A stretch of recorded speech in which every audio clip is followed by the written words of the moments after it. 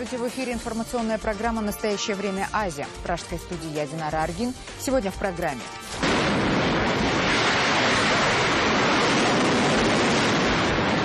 Вслед за признанием авиакатастрофы А-321 терактом Россия ударила крылатыми ракетами по столице террористического халифата. Мы их найдем в любой точке планеты и покараем. Он совершенно не выглядел как исламист. Родственники и соседи террористов в шоке. Франция, между тем, выдвигает для возмездия за теракты в Париже свой ударный авианосец «Шарль-де-Голль» к сирийским берегам.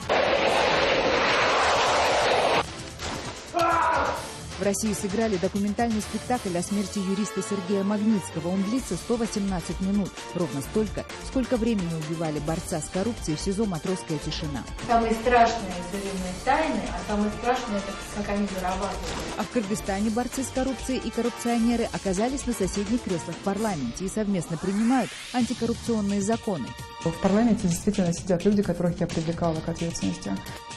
Руководство России официально признало, что на борту российского лайнера А-321 произошел теракт. Об этом сообщил глава ФСБ Александр Бортников на совещании по итогам расследования причин крушения самолета на Синае, которое проходило с участием президента России Владимира Путина. Как заявил Бортников, на всех предметах, это личные вещи, багаж и части самолета, были выявлены следы взрывчатого вещества. По оценке наших специалистов, на борту воздушного судна в полете сработало самодельное взрывное устройство мощностью до 1 килограмма в тротиловом эквиваленте, в результате чего произошло, так сказать, разваливание самолета в воздухе, чем объясняется большой разброс частей фюзеляжа самолета на таком расстоянии. Можно однозначно сказать, что это террористический акт.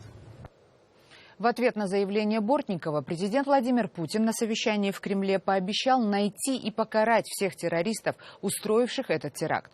Жесткое заявление Путина уже сравнили и в России, и в мире с его же знаменитым заявлением 1999 года «мочить в сортире». Это останется с нами навсегда. Но это не помешает нам найти и наказать преступников. Мы должны делать это без срока давности, знать их всех поименно. Мы будем искать их везде, где бы они ни прятались. Мы их найдем в любой точке планеты и покараем. Одновременно с заявлением Владимира Путина мировые СМИ сообщили о мощном ракетном ударе российского флота по так называемой столице террористического халифата, городу Ракка. Французская газета «Ле Монд» сообщает, что удар несколькими десятками крылатых ракет был нанесен по Ракке из акватории Средиземного моря. Пока российское военное ведомство никак не прокомментировало его результаты, но аналитики считают, что это начало операции возмездия, которую фактически объявил в своем выступлении российский президент. Признание катастрофы лайнера А-321 терактом, по мнению экспертов, снимает с России практически любые ограничения по применению военной силы в Сирии. Российские спецслужбы также объявили о награде в $50 миллионов за любую информацию о причастных к теракту на борту российского лайнера. По мнению наблюдателей, признание факта теракта на борту А-321 именно после событий в Париже укладывается в удобный для Кремля геополитический контекст. Все цивилизованные страны страдают, самое время объединяться и наступать на террористов. Все остальные разногласия, включая Украину, остаются за скобками. Вырисовывается новая идеологема. Вероятность чрезвычайно велика, что о том, что это теракт, и Путину, и Федеральной службе безопасности известно уже довольно давно. И, конечно, не случайно было время, когда об этом было объявлено. Очевидно, что это как-то связано и со встречей Большой двадцатки в Анталье, и в Париже до этого, и теми решениями, которые были приняты по итогам встречи Владимира Путина с Бараком Обамой. Слишком велика общая беда террористическая, угроза слишком велика, все от нее страдают в равной мере, и Россия, и Франция, и остальные. И это достаточная почва для того, чтобы заключить новый союз, отложить все в сторону, новый объединенный фронт России и Запад против исламского терроризма. В этом есть такой небольшой эффект дежавю, я бы сказал. Во всем этом есть привкус такого начала 2000-х, когда и сортире их замочим по отношению к Чечне.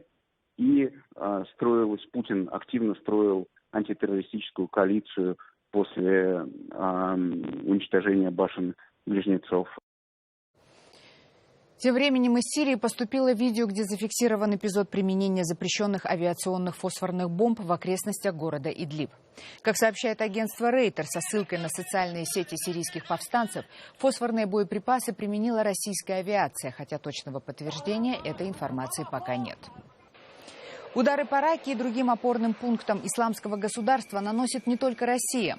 Франция после терактов в Париже резко усилила активность применения своих ВВС. Только за минувшие сутки французские боевые самолеты нанесли 3 мощных удара. В ближайшие часы из Тулона к берегам Сирии отправится самый мощный французский авианосец «Шарль де Голль». А президент Франции Франсуа Олланд практически официально объявил войну исламскому государству. С его слов, он готов еще до конца этой недели провести переговоры с президентами Путиным и Обамой и уговорить их, отбросив разногласия, сообща разгромить ИГИЛ в кратчайшие сроки.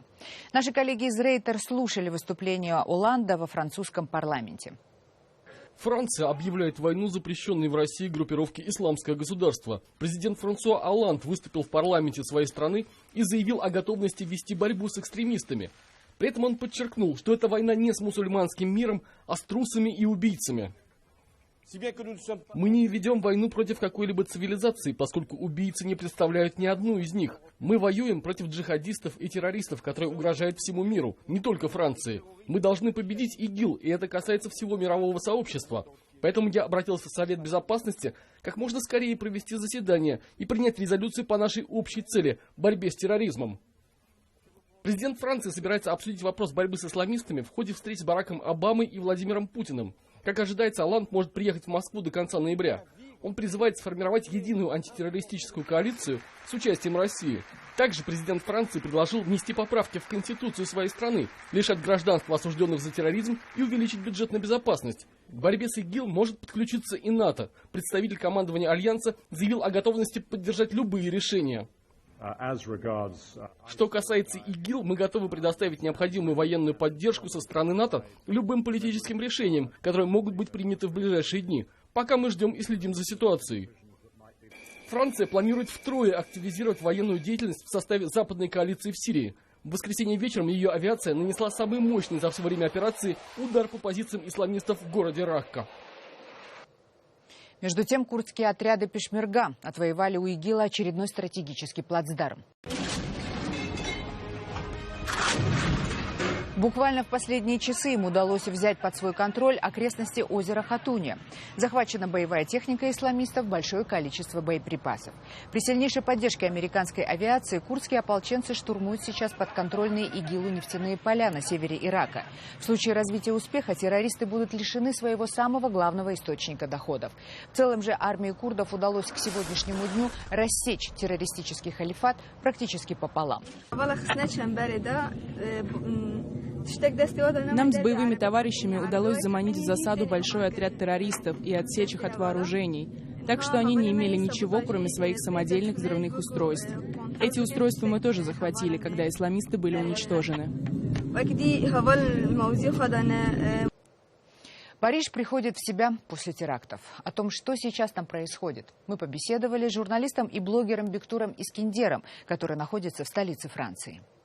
Я сейчас нахожусь возле театра Батаклан. Это, собственно, место, где произошло наибольшее количество жертв во время серии терактов, которые случились в Париже в прошлую пятницу. Если сейчас пройтись немножко по этой улице, то можно видеть, как много цветов и напротив этого места выложено, и сколько много людей сейчас здесь собрано.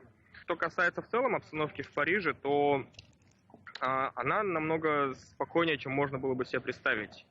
Я думаю, что, с одной стороны, у людей до сих пор шок, конечно, от того, что произошло, но, с другой стороны, люди пытаются вернуться к повседневной жизни, и люди пытаются жить так, как они раньше жили. Поэтому, допустим, вокруг этого места заведения, все какие были, они возобновили свою работу. Мне многие говорят, что они как раз хотят таким образом показать, что невозможно жизнь Парижа сломать, что они готовы вернуться к повседневной своей жизни и жить как раньше. И те люди, которых я встречал здесь, они все говорят о том, что невозможно этот теракт приписывать мусульманам как таковым, что это делалось не во имя ислама, как говорят сами, может быть, террористы, а это просто были акты насилия. И как бы мусульмане здесь в целом ни при чем. То есть я в основном слышу такие мнения. Вот, сейчас здесь интересная акция проходит маленькая. Здесь группа женщин-мусульман тоже вышла почтить память тех, кто погиб в Батаклане и в целом в терактах в Париже. Поэтому как таковой прям враждебности, я думаю, что здесь пока не чувствуется. Скорее чувствуется траур, скорбь и горечь, но не ненависть как таковая. Министерство внутренних дел Бельгии опубликовало новые фотографии Салаха Абдесалама, единственного остающегося в бегах участника нападений в Париже. Его соседи и родственники до сих пор не могут поверить в то, что он оказался террористом. Мохаммед Абдесалам не отличается от типичного жителя арабского происхождения бельгийской столицы. Но после парижских терактов он и его семья оказались в эпицентре мирового внимания. Его брат, 31-летний Ибрагим, взорвал на себе пояс смертников в кафе на бульваре Вольтера, неподалеку от концертного зала «Батаклан». А второй брат, 26-летний житель Брюсселя Салах, оказался единственным выжившим участником нападений в Париже и одним из самых разыскиваемых людей в Европе. Сам Мохаммед на выходных был задержан бельгийской полицией, но затем отпущен без предъявления обвинений. По его словам, никто в семье и предположить не мог, что Салах и Ибрагим могут быть причастны к нападениям. Мы не знали, никто в семье не знал. Они взрослые люди, и никто и не спрашивал, где и как они проводят время вне дома. Вы должны понимать, он вырос здесь, он здесь учился, он был обычным подростком. По словам Мохаммеда, Салах пока не выходил на связь ни с кем из членов семьи. Соседи братьев Абдесалам также не могут поверить, что кто-либо из них мог связаться с экстремистами. Я просто в шоке, потому что он совершенно не выглядел как исламист. Он хорошо одевался, носил дизайнерскую одежду, не отращивал бороду. Очень умный парень. Он ходил в школу и имел хорошее образование. По данным бельгийских властей, братья Абдесалам были владельцами бара в Брюсселе. В нем продавали алкоголь, который ислам запрещает потреблять или продавать. В начале ноября бар был закрыт на 5 месяцев, после того, как летом во время рейда полиция обнаружила у нескольких посетителей наркотики. В доме Исмаила Амара Мастефая во французском Шартре закрыты ставни. 29-летний житель города в 100 километрах к юго-западу от Парижа, один из напавших на концертный зал «Батаклан». Прокурор Парижа заявил, что он никогда не привлекался к уголовной ответственности, но был в базе данных исламских радикалов. Министр внутренних дел Франции Бернар Казнёв заявил, что в первые 48 часов после атак было выдано 104 ордера на домашний арест подозреваемых, а полиция, по его словам, совершила почти 170 рейдов, во время которых обнаружены огнестрельное оружие и гранатометы, а 23 человека арестованы. Вот что сказал в интервью нашей программе бывший премьер-министр Бельгии Ги Верховстад. Тревожный звонок мы получили в феврале после атаки на Шарли Эбдо. И если вы читали, какие решения были приняты, но так и не вступили в силу, вы поймете, что это еще один тревожный звонок для тех, кто думает, что мы можем обеспечить безопасность, только действуя на национальном уровне. Очевидно, это большая ошибка. Нам нужно европейское разведывательное управление, европейская граница и береговая охрана. Далее в программе. В России сыграли документальный спектакль о смерти юриста Сергея Магнитского. Он длится 118 минут. Ровно столько, сколько времени убивали борца с коррупцией в СИЗО «Матросская тишина». Самые страшные тюремные тайны, а самое страшное — это как они зарабатывают. А в Кыргызстане борцы с коррупцией и коррупционеры оказались на соседних креслах в парламенте и совместно принимают антикоррупционные законы. В парламенте действительно сидят люди, которых я привлекала к ответственности. Весь последний год в Кыргызстане практически ежедневно объявляли о задержаниях и арестах высокопоставленных лиц. Почти все обвинения касались коррупции. Однако до обещанных посадок дело так и не дошло. В новом парламенте республики прокуроры, судьи и бывшие обвиняемые сидят рядом в креслах и вместе работают над антикоррупционными законами. Джибек Бегалиева наблюдала за этим соседством. Добиться интервью у нее сложно даже сейчас. Бывший генеральный прокурор, а теперь и депутат с кыргызского парламента, успела насолить многим. Именно за время ее службы к ответственности привлекли рекордное количество высокопоставленных чиновников и депутатов. Неудивительно, что Аиде Соляновой угрожали, а иногда отправляли недвусмысленные приветы через общих знакомых. Но при этом им не хватало ни силы, ни духа признаться в этом открыто. В этих случаях я всегда хотела знать, что я, во-первых, чтобы они знали, что я знаю, кто за этим стоит, И в случае необходимости об этом может узнать и вся страна. За время службы Аида Салянова возбудила уголовные дела против 14 парламентариев. Некоторые из них теперь коллеги экс-генпрокурора. Есть определенный дискомфорт от того, что в парламенте действительно сидят люди, которых я привлекала к ответственности. Дружбу заводить с ними я не собираюсь. Что я замечаю за многими? Чванство я не люблю. Один из тех, кого экс-чиновница обидела, депутат от президентской партии Исау Муркулов. Бывший мэр сидит этажом ниже, и даже за простой светской беседой коллег пока не замечали. Я здороваюсь, отношусь нормально. К сожалению, я думаю, что она в конце концов, наверное, принесет извинения за те неправильные действия, за неграмотное возбуждение уголовного дела, которое, конечно, повлияло на мой имидж. Экс-градоначальник Аида Салянова обвинила в том, что чиновник отдал под строительство часть парковой зоны в центре города. Судебный процесс закончился пшиком. Социал-демократа и соратника главы государства оправдали по всем статьям. У нас всегда были с ним ровные дружеские отношения. Тем более мы пережили очень сложные времена. Мы встречались перед выборами. Выборы прошли сейчас. Я работаю депутатом, он работает, выполняет свои функции. Всего за последние 3 года к ответственности были привлечены несколько министров, их заместителей и руководителей аппарата президента. Но тем не менее, в целом я могу сказать, что народу, по большому счету, продемонстрирована все-таки эта политическая воля. Однако на днях одно из самых крупных уголовных дел развалилось в суде. Денежным штрафом отделался бывший спикер парламента Ахматбек Кильдибеков, обвиненный в коррупции. Параллельно его коллегу Урмата Манбаеву по этой же статье приговорили к 9 годам лишения свободы. Все равно избирательность, неравномерность отношения к разным, скажем, преступлениям, она на сегодняшний день очевидна. И второй момент очень явный, который видно, это политические торги между политиками, на которых заводятся уголовные, в том числе, дела. Дюбек Бегалиев, Азат Интумаков. Настоящее время. Бишкек, Кыргызстан. В Лондоне прошло первое присуждение премии в сфере прав человека имени Сергея Магнитского. Церемонию приурочили к 6-й годовщине гибели аудитора фонда Hermitage Capital больницы следственного изолятора в Москве. Премией было принято решение награждать, в частности, за выдающиеся журналистские расследования, за достижения в сфере защиты прав человека, за лучшую адвокатскую деятельность по защите прав человека и другие. На церемонии вручения премии побывала наш корреспондент Шахида Якуб. Вручение премии Магнитского происходило на фоне заявлений западных лидеров о готовности сотрудничать с президентом Путиным в вопросе борьбы с ИГИЛом. Теперь они менее категоричны, что и вызвало беспокойство у присутствующих на церемонии российских правозащитников и гражданских активистов. Станет ли Запад менее категоричен в критике российского президента относительно не только вопросов прав человека в России, но и войны в Украине и аннексии Крыма? Вместо того, чтобы быть частью проблемы, Путин должен стать частью ее решения. Война в Сирии продолжается уже 4 года, и ее надо решать. Мы должны с ним сотрудничать, но в то же время мы не должны забывать, что Путин всегда использует чрезмерную силу. Как человек, который долгое время занимался борьбой за права человека, я считаю, что нам нужно работать с российским президентом, но надо быть крайне осторожными, когда мы работаем с Путиным. Собравшиеся в этот вечер в центре Лондона журналисты, правозащитники, гражданские активисты пришли почтить память Сергея Магнитского.